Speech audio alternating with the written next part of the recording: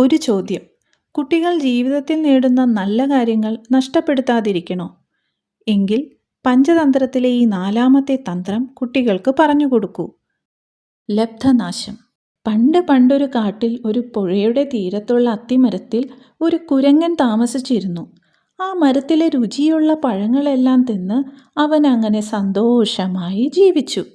ഈ പഴങ്ങളുടെ രുചി ഇഷ്ടപ്പെട്ട വേറൊരാളും കൂടി അവിടെ ഉണ്ടായിരുന്നു, ഒരു മുതല.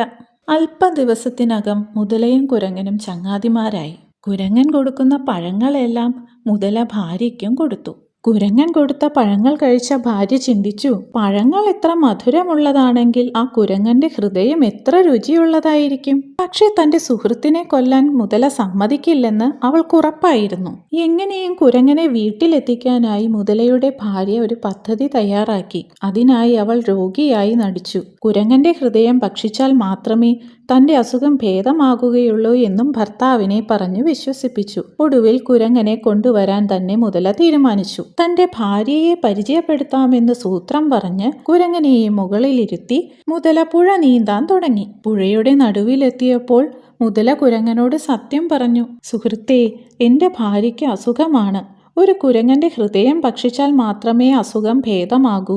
നിന്നെ അതിനു വേണ്ടിയാണ് ഞാൻ കൊണ്ടുപോകുന്നത്. ഇത് കേട്ട് കുരങ്ങൻ ആകെ ഭയന്നു. എങ്കിലും അവൻ ധൈര്യം സംഭരിച്ച് മുതലയോട് പറഞ്ഞു, കഷ്ടമായി പോയി.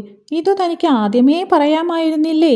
ഞാൻ എൻ്റെ ഹൃദയം അത്തിമരത്തിന്റെ മുകളിൽ സൂക്ഷിച്ചു വെച്ചിരിക്കുകയാണ്. കുരങ്ങൻ പറഞ്ഞത് മുതല വിശ്വസിച്ചു. അങ്ങനെ ഹൃദയം എടുക്കാനായി മുതല കുരങ്ങനെയും കൊണ്ട് തിരിച്ച് അത്തിമരത്തിലേക്ക് പോയി. അത്തിമരത്തിന്റെ അടുത്തെത്തേണ്ട താമസം കുരങ്ങൻ അത്തിമരത്തിലേക്ക് ഒറ്റച്ചാട്ടം. എന്നിട്ട് ഹൃദയവും പ്രതീക്ഷിച്ച് നിന്ന മുതലയോട് പറഞ്ഞു, ഭാര്യയുടെ വാക്ക് കേട്ട് സ്വന്തം സുഹൃത്തിനെ അപായപ്പെടുത്താൻ നീ തുനിഞ്ഞില്ലേ? ഇനി നീയായിട്ട് എനിക്ക് ഒരു സൗഹൃദവും ഇല്ല. അങ്ങനെ മുതല തന്റെ തെറ്റ് തിരിച്ചറിഞ്ഞ് നദിയിലേക്ക് മടങ്ങി.